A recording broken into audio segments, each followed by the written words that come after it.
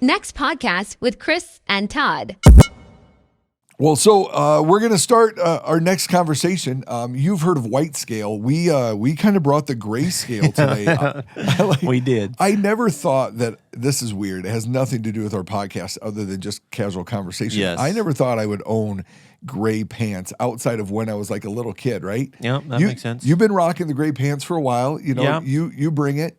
I growing up, especially you told me in middle school, my plan was to wear cargo pants for the rest of my life. Yeah, like, Cargo shorts, cargo pants. man, all the things my you can aunt gave carry. me the hardest time because I would not wear jeans. Yeah. And she's like, you're going to need to figure that out. You're like, you make that conscious decision Yeah, that I was I like, will no, no longer wear cargo pants. No. And you're like, this is a monumental day in my And life. so I had a lot of cargo pants for a while, Yeah. and I remember getting rid of them. I don't know. At least I had like one pair Yeah. left. Got rid of them, and now they're coming back, and I'm like, should have kept them. But mine were so baggy, I looked like a hoodlum, man. It was so bad. Like, Touche. I still Touche. remember, like, I bought one of my favorite pairs of cargo pants from Structure. And they were amazing cargo pants. I was like, I love these. I don't think I've ever heard of the brand Structure. Then I made them into shorts, and Well done. Man, I milked those suckers for as long as I could. Well done. So anyway, speaking of milking those suckers, I think the reality of that camp high. Yeah, we try to milk the camp high as long as we can. Like you and I have been there, right? Like Yeah, we've been youth pastors before. I was youth ministry for 12 years. You were for 8 to 9 years. Yeah. 8 to 9 years. Yeah. Yep. I remember the day where I can remember it clearly, where I looked at Rachel, my wife, and I said, I don't want to be a social event planner anymore. Yep. That was kind of I love speaking, still love speaking to teens. I think it's so invigorating. It's so exciting. Yep. But man, that reality of going, I don't care what you want to do on Friday night that sounds fun to you. I want to be at home with my growing family that I love a lot. Yep. And that's why you switched. Yeah, you did. There it is. And I fulfilled all the dreams of everybody one day that said, someday you'll become a real pastor. And I'm like, I don't know what that means, but I think you're just That's not a healthy comedy. I just think you're being mean right now. Yes, and, I would agree with that. Yeah. Anyway, I don't ever come back for that. No. So. But we're just focusing on here at Fountain Springs, we've got a group that's going to be heading off here July-ish, I think. So weird tension on that. They're coming in July. We found out that our family vacation is right over camp time at Fountain Springs. Cool. And I have 3 daughters at home in youth group. Yeah. And I expected pushback from 1 to 2 of them, thinking, well, this is stupid. We should change our family vacation, which we can't because it revolves around a wedding. Yeah. But my youngest said, well, I guess you guys will have fun on vacation.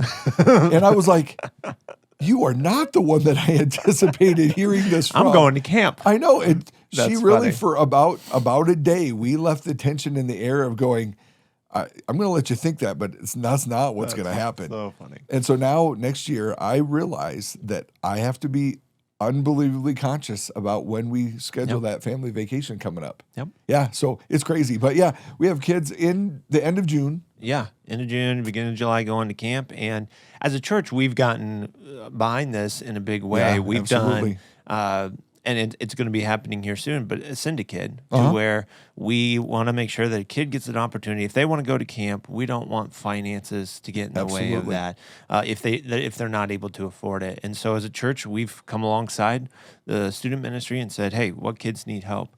And that was, and I could tell you because I was here for it, like that kind of got birthed out of, when I first started going here, there was a camp that was close. It was actually right in our neighborhood. It's actually it's actually in town, right? It's in town. Yeah. And so, and it was good. It was actually really good, but it just wasn't really working for kids to be able to be like, hey, you want that feeling of like getting away a little bit. Yep.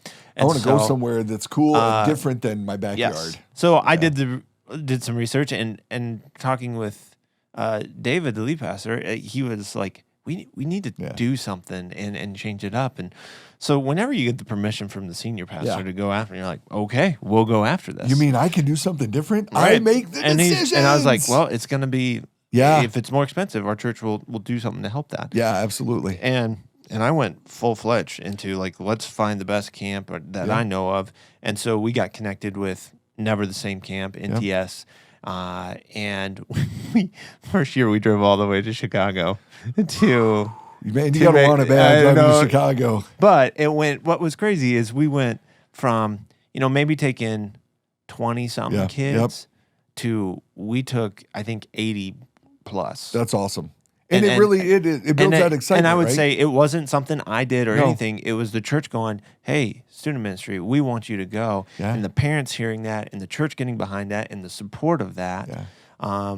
And so we go to this camp and they're like, what group is this that they just brought 80 kids? Yeah. And so it was kind of cool because then they were able to go. I talked to them. I was like, hey, we can't do Chicago every year. Yeah. And so they brought it closer, and we've been doing it around Sioux Falls area, Sioux Center, and they're back at Dordt College. Dordt College, which is not a mecca by any means of the imagination. No. I would say Dordt is known for more band activities than places, but I actually had some friends that went to Dordt coming out of Iowa and stuff like that. But yeah, it's great that I think I love it this way, that there was flexibility and a willingness to try something new. And you and I both know Jeff that started NTS and just such a great heart and such a great willingness to want to be accessible and available to what God's doing.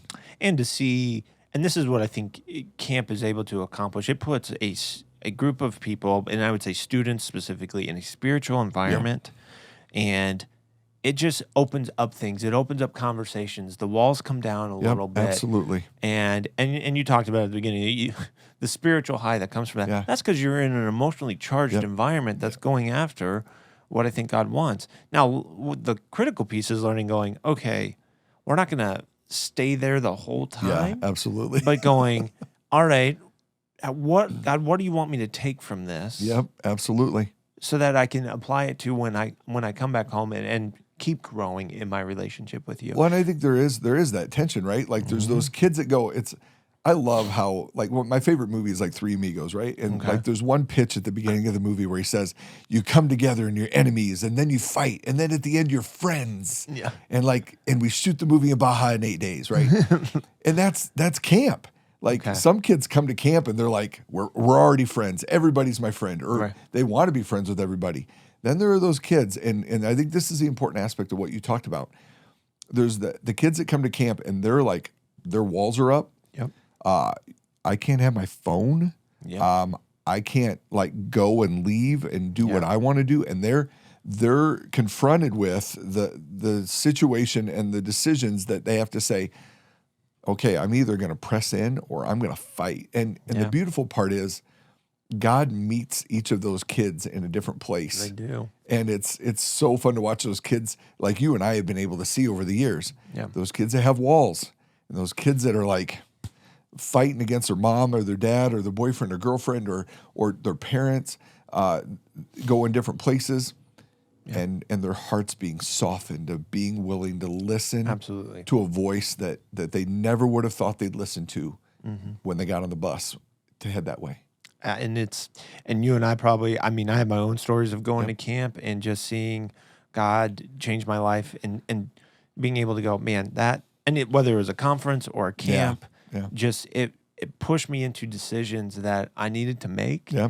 But I don't think I would have been sitting in that or ready for that just being at home, going through my day-to-day stuff. I agree. Being challenged in that. And so I'm excited for all these kids who will be able to go during the summer. But I think, once again, as a church, adults, if you're listening, if you haven't had I'll say it this way. If you have had the chance to go to a camp, I think you probably know how meaningful that is. Absolutely. So I go, we're going to be generous in these moments because we go, man, we want everybody to have that experience. I agree. It's crazy. And here's the beauty of it.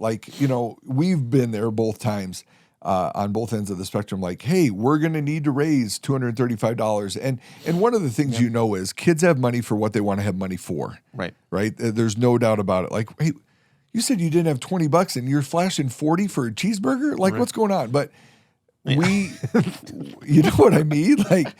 Where did that come from? Well, I sold some baseball cards and stuff before we left, whatever. Anyway, Just that reality of there are real hurdles for Yeah. kids that want to go to camp. There are. And we've Or been families who there. have multiple kids, Yes. like you. You've got 3 that would go. Listen, I mean, I sometimes save that's $5 to $10, $25 every paycheck so we can pay for camps. Yep. You know, and we've been at the place where we've sold calendars or Krispy Kreme donuts Right. or whatever.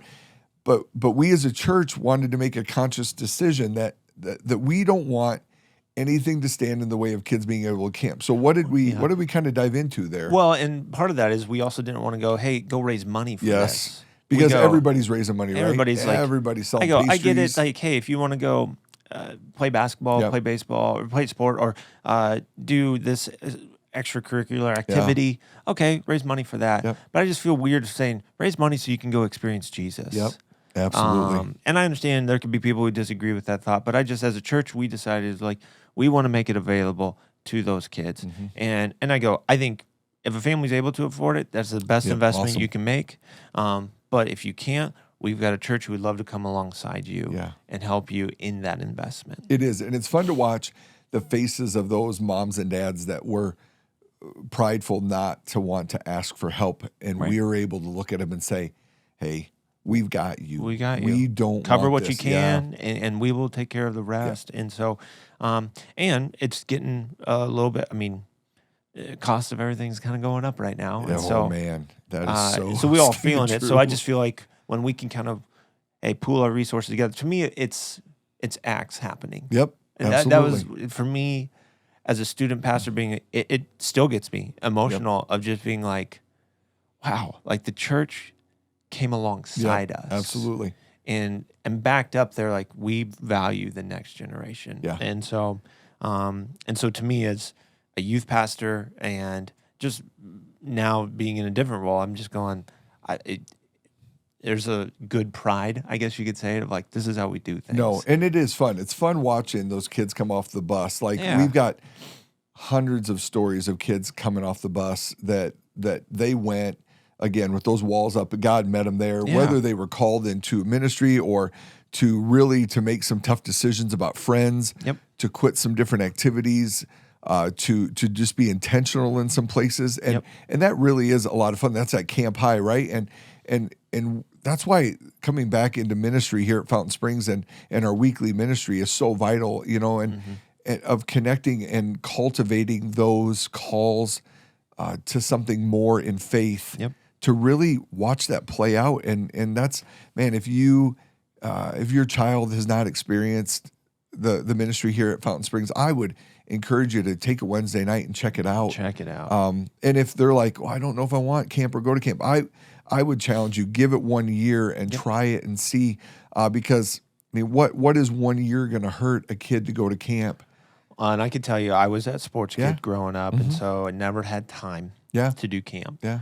And it wasn't until high school I decided to go. Yeah. And I think I look back and I go, I should have been going. And my parents took me, I think, to a camp, but our church wasn't at that level Yeah. of being taken, and we were just too small at that point. And so my parents found a camp that they used to go to, and I went to that. But I was in 6th grade. And then after that, it was like I didn't go until like sophomore year. Wow. Okay. Yeah. And I was the opposite because, Like, you probably had to go every year. well, I did because And 2 times. I went as often as I could because Dad was a concession guy. Yep. So I mean, I get to help in the concession stand. I There got you free go. snacks, which never hurts Sword out. But but I got to go early for kids camp. But that was back in the day with tents. Yep. So like I'm tenting as for a kid that never tented. That was huge. Yep. But then that was for me. Here's the biggest thing for me out of camps. Like I didn't have a lot of Christian friends growing up. And so camp was a totally different reality for me, that I had Christian friends that I had a different level of friendship with. Yep. And it was a learning curve for me at times going, okay, I still got sarcasm, but like my sarcasm at camp was a comforting thing. Like I could be myself. I felt like I could be myself. Gotcha. And it was one of those learning things. And that's what I love. Like thinking about my girls going, the things that they're going to get to learn and to challenge. And honestly, it was exciting for me to hear my 6th grader go, I want to be at camp. Yeah. And I'm that's going, awesome.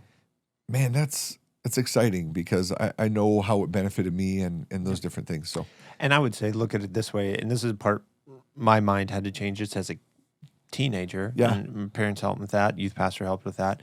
It's just like you're willing to invest, like doing all those sports camps during the summer, absolutely, trying to get better. But the percentage of us ever going to do something with that, pretty small. And then we have a, spiritual camp, which will be for the rest of your life. Yes. It will have a huge impact in that. I'd go, that's where I would look back and go, yeah, I wish I would have thought through that a little bit more.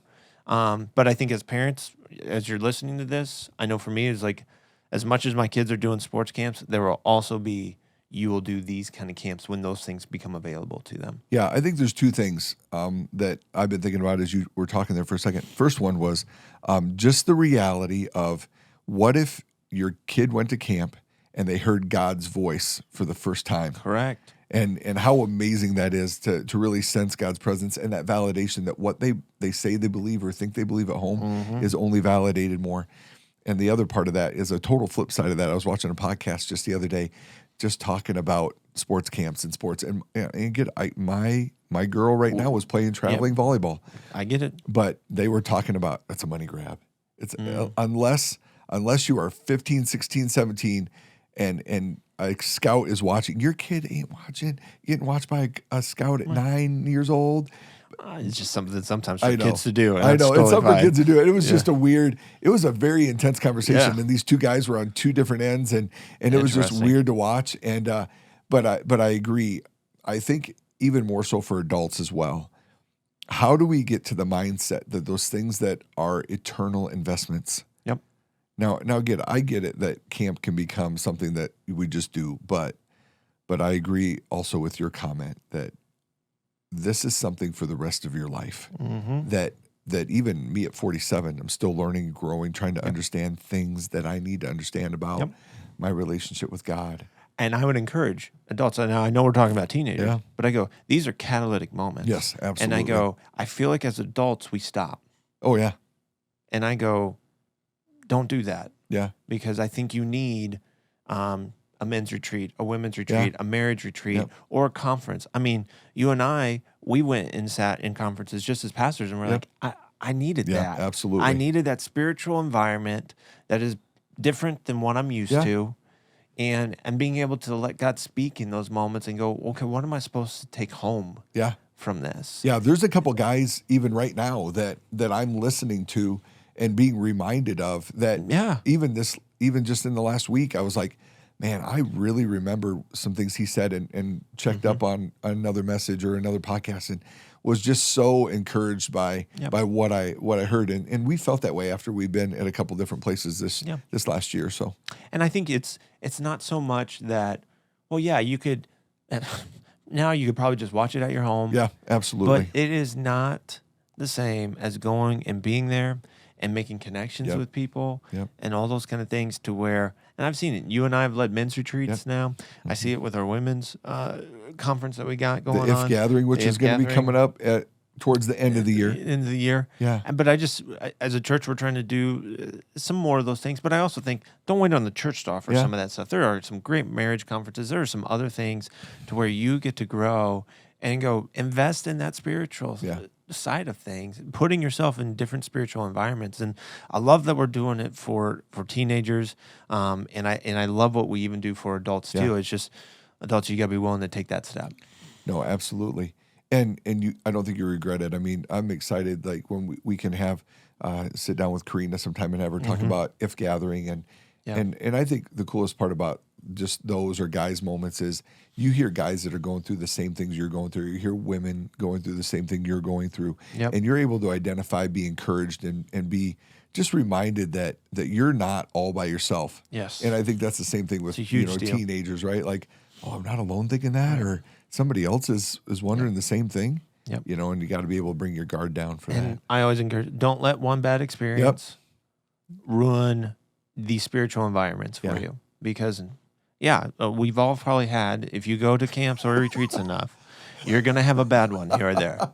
It's going to happen. Well, sometimes I went for the wrong reason, right? Like, listen, I was a big dater at camp. Like, who can I That date? does not shock me. I at know all. how suave can I be, Yes. and how many girlfriends could I leave with a girlfriend? Let And that, this sarcasm oh man, spill over, you know, ladies. It was. I had one girl tell me, "You're just too nice. Oh, I can't that's- date you." I mean, I remember that girl. It was funny. She had one of her friends tell me, she's like, "Angie really thinks you're sweet, but she just says you're too nice." And I'm like, man, I haven't heard that one before. Yeah. All right. I usually well, don't thank you. get that, but I'll take that, Angie. So Thank that's you. what the girls from Independence I were like. All right. Maybe not my cup of tea, but Yeah, daggum liars. Anyway, no, but I would ask that you would pray. Yeah.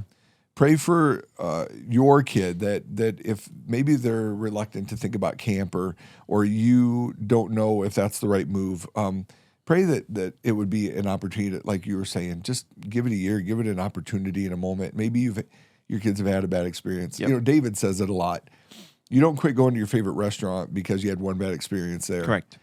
You're still going to go back. You're going to try something different, and whatever the case is. So, but I'm excited. We're gonna have a push this next week at church, and man, I think that there is a lot of momentum in our youth ministry right now, our next gen ministry, and I'm grateful for the leaders, not just the leaders, but the volunteers that we have in place, the people that every week they give time to the And they're going to give a whole week to go be at this camp. And so, and I would say if there's two things I want you to pull away from this podcast, I'd say one, look for spiritual environments to be a part of. Yep. And the second of that is go invest so other people can be in spiritual environments. Yep, absolutely. Because I go, that's a worthy investment.